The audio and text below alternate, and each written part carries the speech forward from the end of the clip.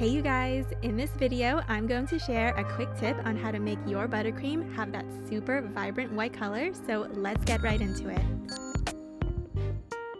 So depending on the brand of butter you use and the type of vanilla extract you use, your buttercream may have a slight yellow tint to it like this.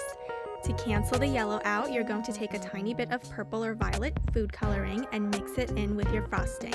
I like using a toothpick to have a bit more control on the amount, and I can always add more if needed. You can already see it canceling some of the yellow out. Give it a good mix to incorporate the color evenly, and like I said before, you can always add a tiny bit more.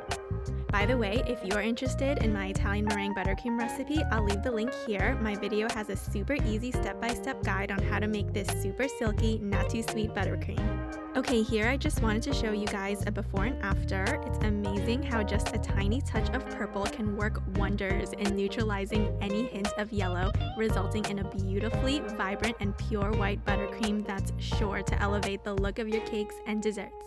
And that's it for this video. If you haven't already, hit that like and subscribe button. I love sharing my baking tips and recipes with you all. Thank you so much for watching, and I'll catch you in the next one.